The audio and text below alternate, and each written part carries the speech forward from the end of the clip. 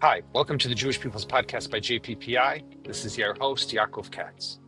Talking about peace after war is never going to be comfortable. For many people, it feels premature, detached, and sometimes even offensive. But if no one is thinking seriously about what comes next, then the fighting, unfortunately, can never really end. That's one of the ways to look at the launch and rollout over the weekend of President Donald Trump's Board of Peace, the executive committee that's supposed to oversee the development, reconstruction, restoration, disarmament of Hamas, and everything that has to do with the Gaza Strip. My guest today is Samir Sinjaliwi, a Palestinian activist who's been deeply involved in post-war planning in Gaza and efforts to build a credible alternative to the failed leadership that exists today in the Palestinian Authority. He's been working closely within the Palestinian society and with Israelis over the last few years, and he's argued publicly for reconciliation and political reform. He's written in the New York Times, the Atlantic, the Jerusalem Post, and he's appeared also on Israeli television, most recently last week on Channel 12 in Israel. Samir was once part of Fatah, a membership that led to his arrest and imprisonment in Israel when he was just 15. But today he's part of the Palestinian opposition to Fatah and the political stagnation that it represents. We talk about the Board of Peace, the new technocratic government for Gaza led by Ali Shaath, and the hardest question of all, what would actually need to happen for both Israelis and Palestinians to believe that any of this is real and not just another plan destined to fail? Stay with us. Samir Sinjalawi, it's great to have you with me on the podcast. Thank you so much for joining. And Samir, you're I guess the best way to describe as a Palestinian political activist. You're the founding chairman of the Jerusalem Development Fund. You've been something also of an opposition within the Fatah party when it comes to the rule of, or the continued rule, might I say, of Palestinian Authority Chairman Mahmoud Abbas and the whole direction in general of what's been happening on the Palestinian side, but also very much involved in the talks and planning for a post-war Gaza. So I want to ask you straight off, we saw over the weekend President Donald Trump's announcement of the Board of Peace, this technocratic government led by Ali Shaath and other different technocrats and professionals from the Palestinian side, this executive committee that includes a bunch of different people from American businessmen to U.S. officials to an Israeli Cypriot businessman and so many others. What do you make of where we are right now? Well, I think we are in a turning point. Every Palestinian and Israeli realize how painful was the last 2 years. I think now we have a lot of political will at the White House to change the dimensions, the negative dynamics of what was happening here. And for the first time, Yaakov, and you know it as well as I know it, for the first time, this promise of change is not only a slogan on the wall. It has a structure. It has a mechanism. And it has a political will from the most powerful man in the world. I think President Trump's plan will be proceeding from Article 1 until Article 20. I see that in the last months after the ceasefire was achieved, there is no change in direction. It's continuing to happen, despite the fact that there are lots of hot potatoes all over the world. Venezuela, it's Ukraine, it's China, it's Iran, it's lots of things are happening, but still, despite the fact that there is a small team that is handling all of this in Washington, D.C., there is still a lot of involvement in the Israeli-Palestinian issue, especially in Gaza. I can feel that there is an opportunity now to change Gaza to a much better place for Palestinians and also for Israelis. And I trust this process. And we need all to trust it and to support it because it's the only game in town. There is no alternative. And we both need it. Israelis and Palestinians, because the current situation is not healthy for anyone. You know, after the announcement of this new technocratic government, you had a tweet where you wrote, and I'll read it: "The start of meetings of Gaza's technocratic government in Cairo, this was on January 16th, marks the opening of a new chapter in the lives of 2 million Palestinians exhausted by an unprecedented war and years of devastation." And then you go on to say how this could be the most important government in Gaza's history. And Jared Kushner retweeted that and gave a comment of his own: "Let's all dream together to make more unthinkable outcomes reality." And Ivanka Trump also then posted that on her Instagram. So your tweet got seen by a lot of different people. And I think, I'm guessing what they're connecting to by you is definitely this hope that you have. But I want to talk about the technocratic government for a moment. What can you tell us, Samer, about these different people who sit there? Let's start with Ali Shaath. What should we know about him? How capable is he?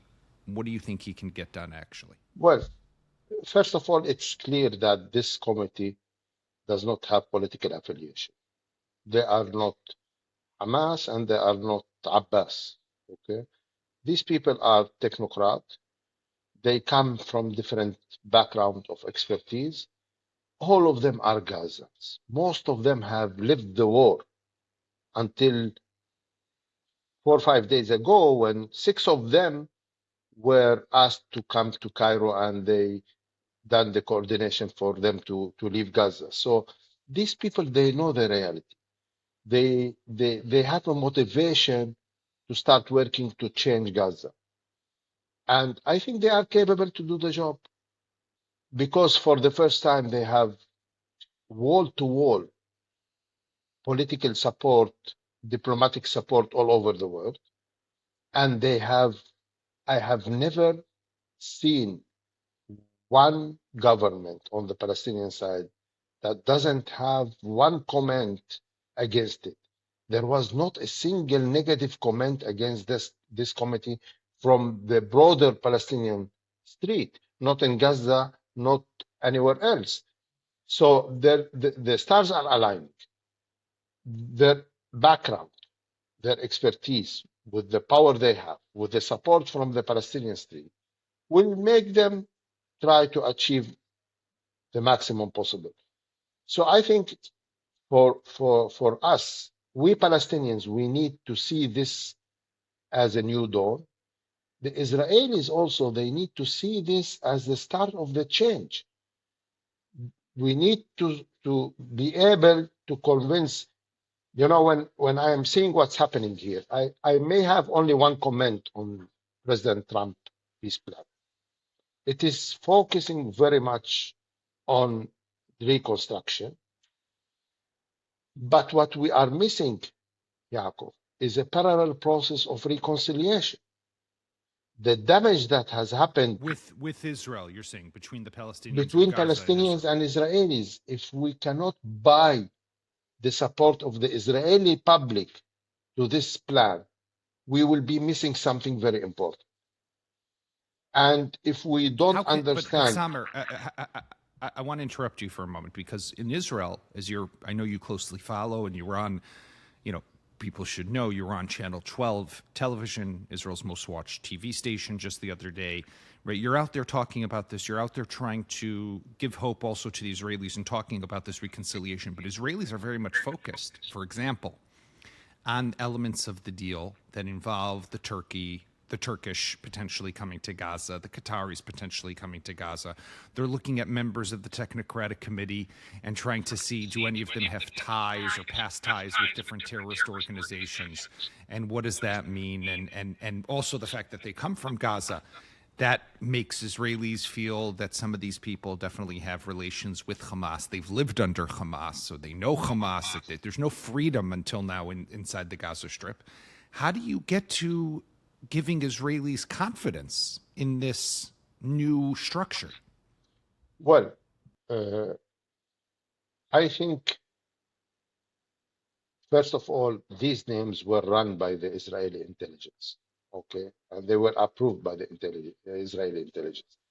And I don't think that after the 7th of October, there is margin of errors inside the Shabak. When the Shabak will give the approval on each name, I don't think that somebody can have doubts that these people might have any relation with Hamas or others. So I'm very much confident that these fears are not in the right place, but I can still understand them because, the mistrust is huge.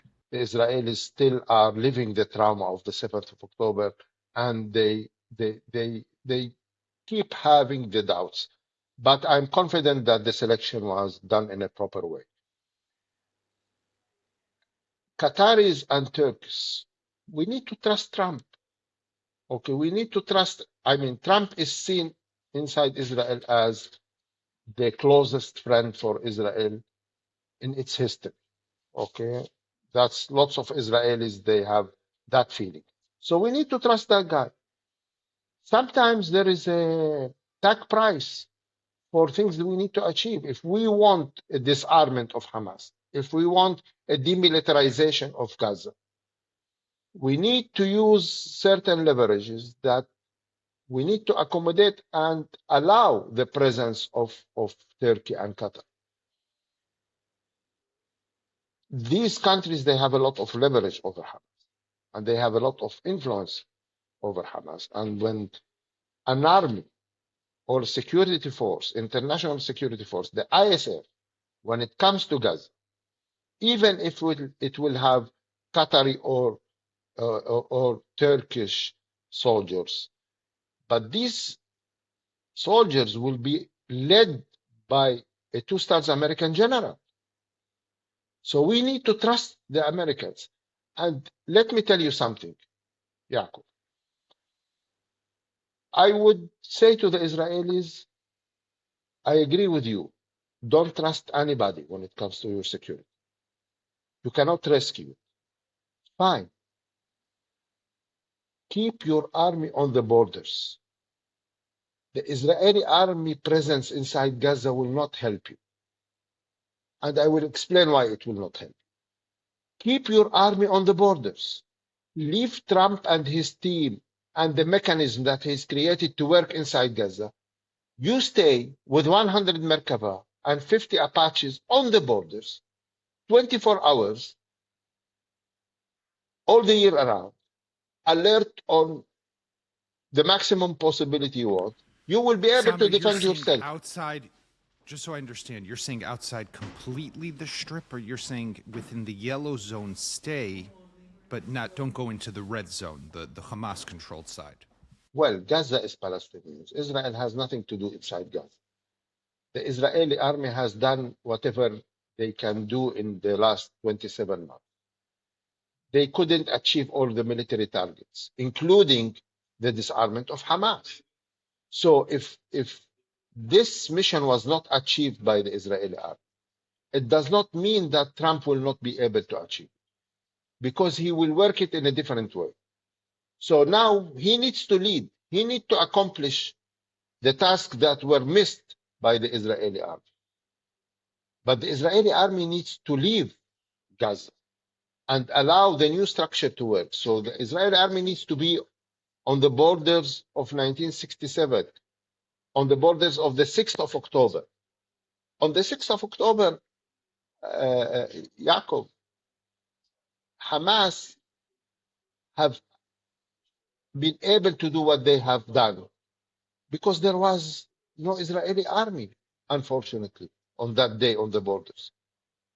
Put the army there and watch what Trump is going to do. Disarmament of Hamas is a very complicated process.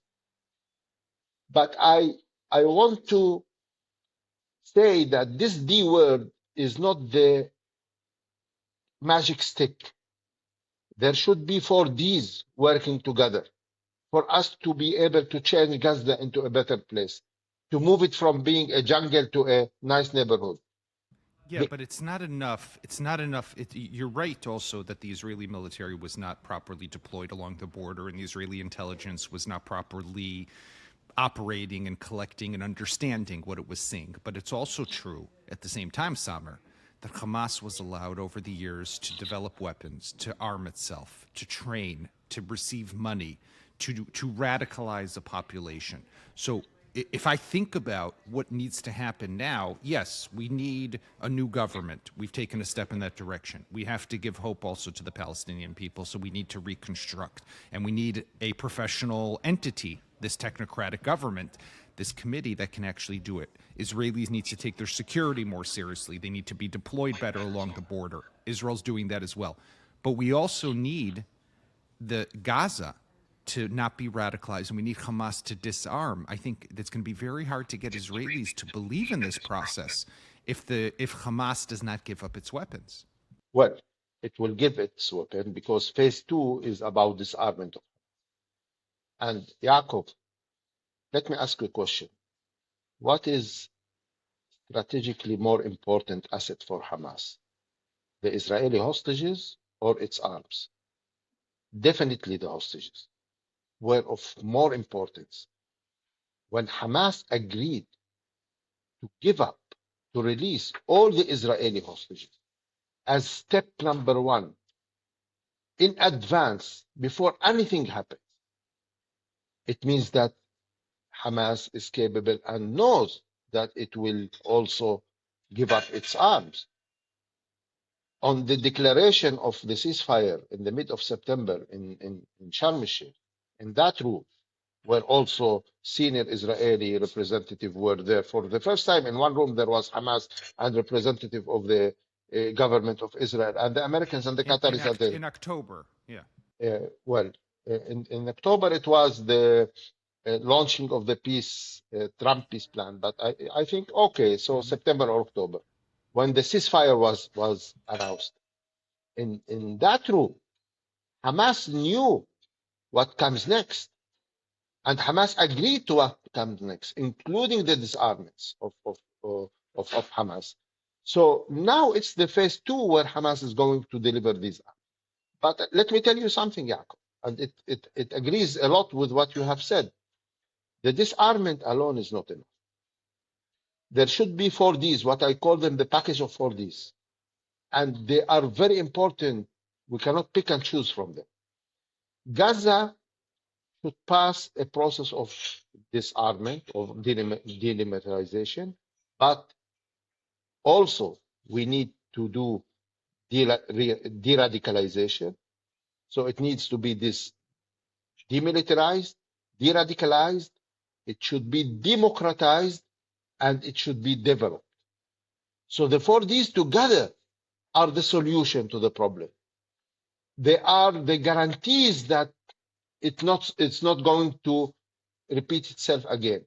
It's a package, and they complete each other. Demilitarization is important, but also we need to deal with the will of using the arm, and there comes the de-radicalization. And we need to have this process endorsed by the society, so it comes with a democratization. Development is important because on that point, Samer, of the democratization, and polls that have been done throughout this war show that even after October 7th, even a year or two after October 7th, the Palestinian population overwhelmingly, definitely in Gaza and the West Bank may be a little different, overwhelmingly still support Hamas. Explain to me, let's say in a couple of years from now, Hamas has given up some weapons and some sort of symbolic gesture, development is working, security is good, let's assume this thing works. How do we know that the Palestinian people will change their support and that Hamas won't just be elected? These Hamas guys who now, Chaya al-Achia, the leader of Hamas now, won't just, change his clothes, put on a nice suit, pull an Ahmed Ashara Giuliani move in Syria, and run and become the new president of the Palestinian Authority. Well, first of all, I think the support of Hamas inside Gaza declined to the level of 0 outside those who are on the payroll of Hamas.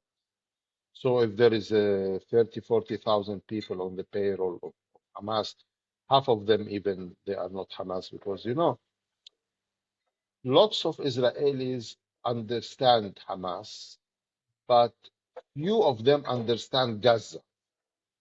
The Gazan society is built up from tribes.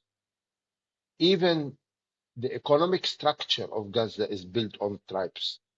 Certain families, they control certain sectors of economy. So the tribes are the basis of the society. The support for Hamas is almost zero. People in Gaza, they realized that Hamas took them in a collective suicide attack against Israel without consulting them. And then they disappeared under the ground and they left them to face their destiny over the ground. It's a clear lesson. And Yaakov, trust me, the Palestinians are smart people. They are not stupid. They cannot see the formula for suicide and catastrophe, and then they will support it again. But the test case is elections. We cannot always keep the Palestinians hostages of the assumption that if they vote, if we give them the opportunity to exercise their democratic rights, the wrong guy. yeah, then they will vote for Hamas again. For how long should the Palestinians stay hostages in this assumption?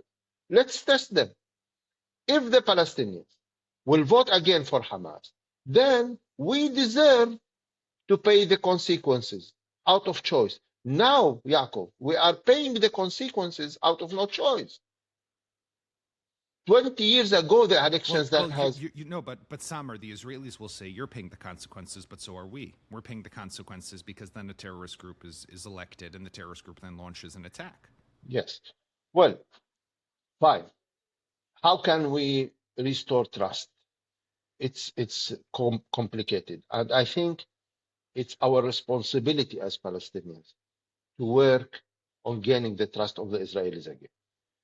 It's our. I want to ask you about the trust, Samer, because I know that you work very hard at that, and you and I got to know each other from work that you do together with Gershon Baskin, who I've actually had on this podcast, who's a well-known Israeli activist who was involved in not only the Gilad Shalit negotiations, but also more recently in these hostage talks.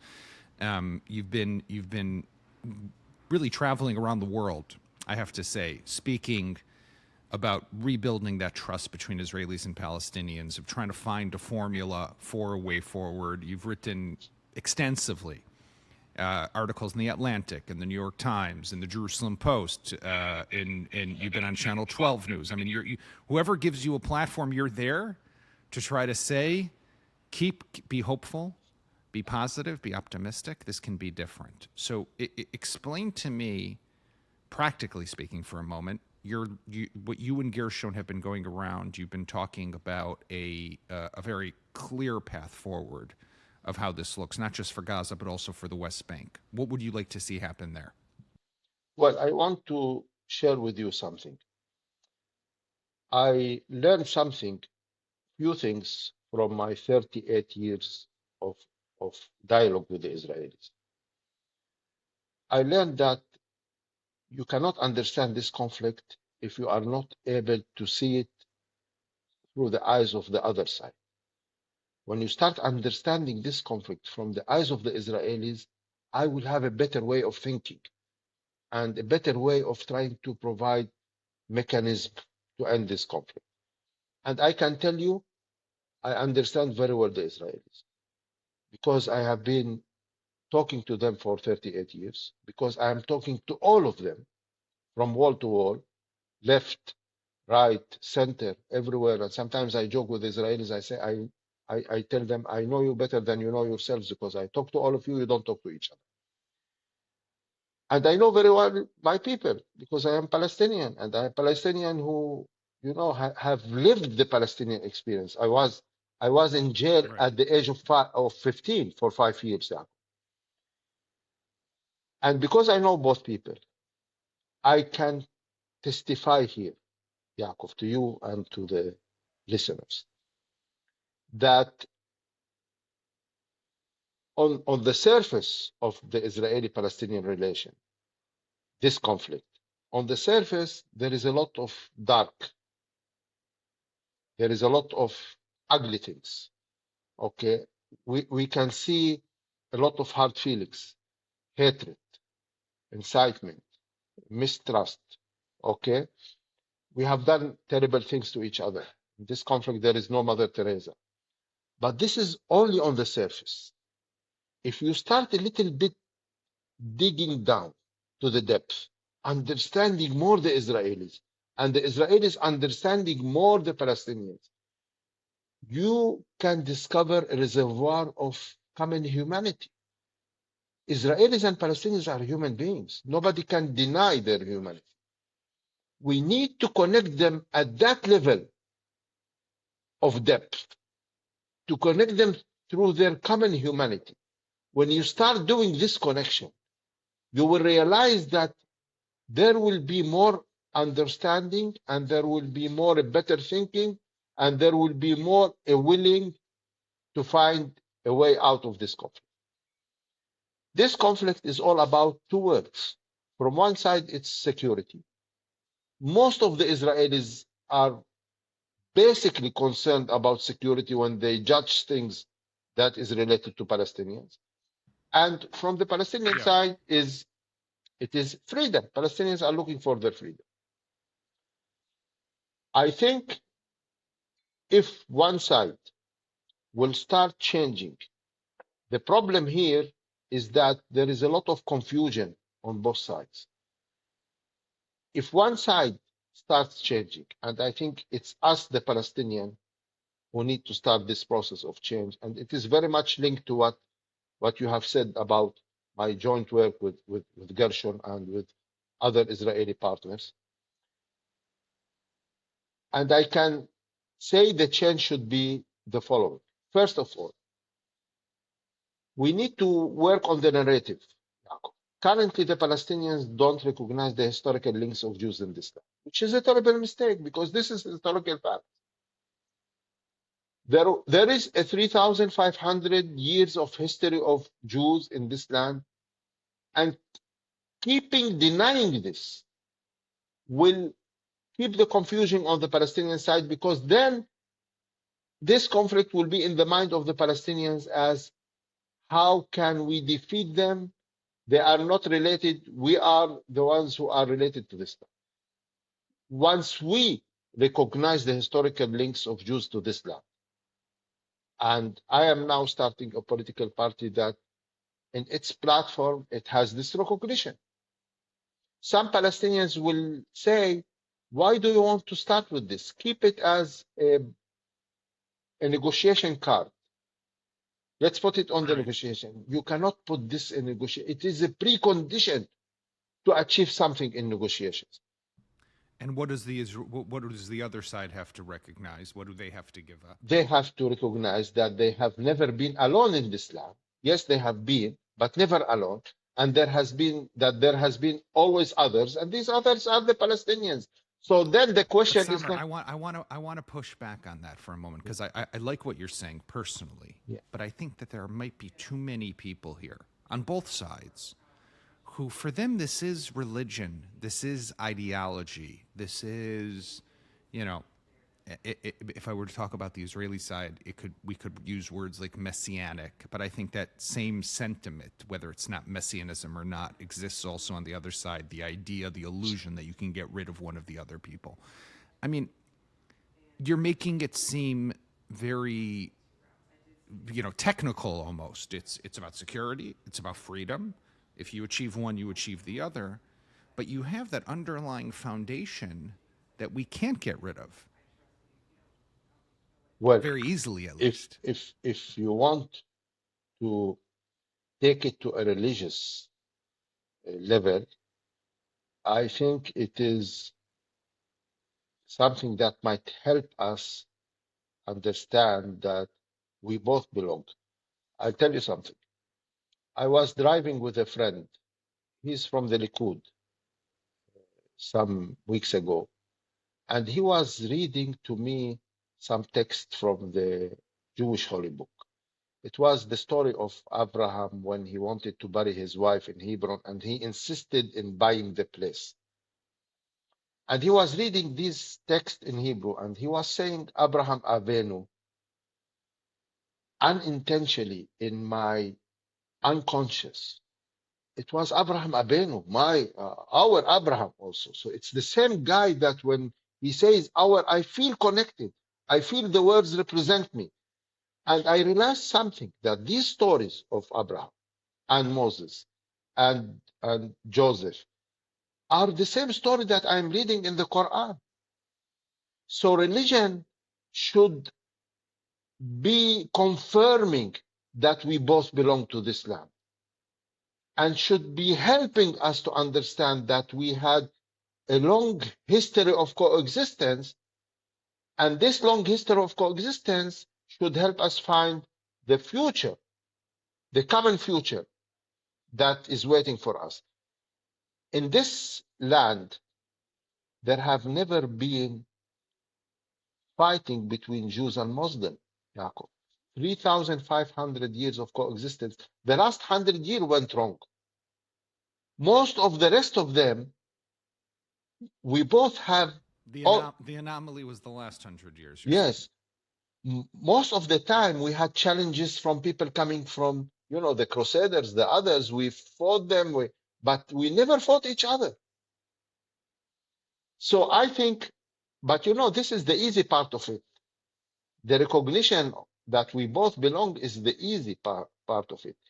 There are one very hard decision that each side should take now, and I think the time is now, before the coming elections, because I think we have been always one Israeli election far away from peace, or far away from any political development.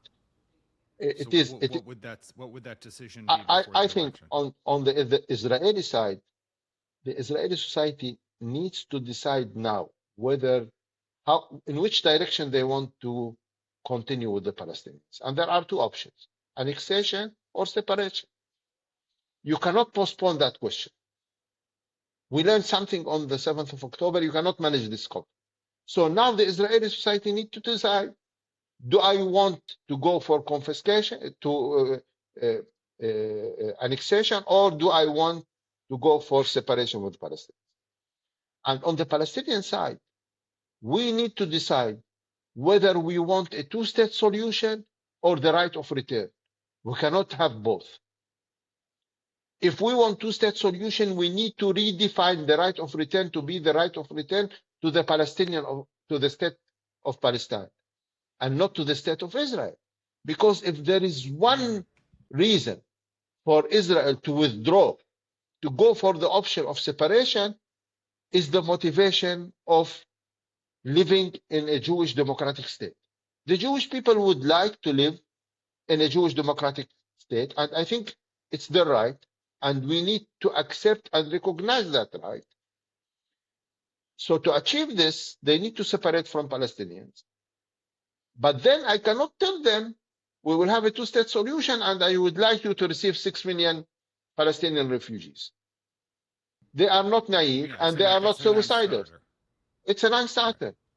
So we need to take these hard decisions.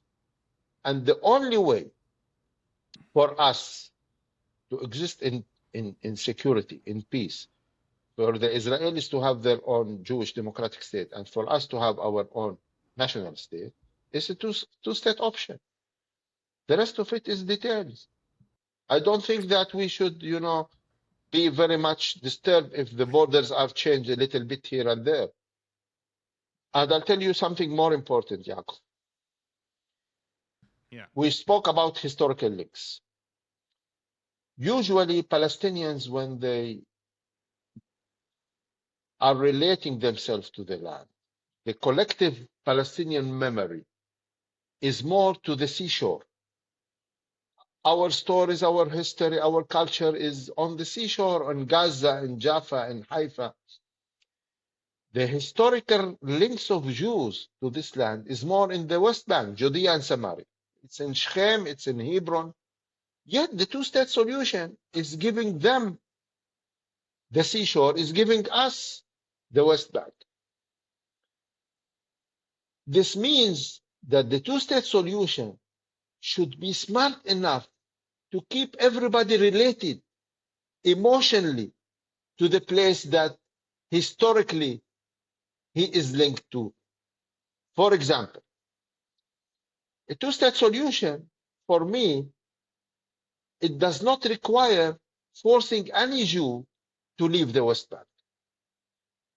If we do land swap and 80% of the Jewish residents or settlers will be annexed to Israel, I don't need to force the other 20% who live in the depth of the West Bank to leave. They can stay.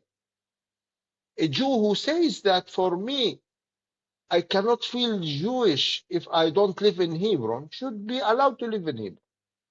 As an Israeli citizen, resident of the state of Palestine, where the state of Palestine had the obligation to provide for him his needed security, to treat him equally and in a just and a fair way.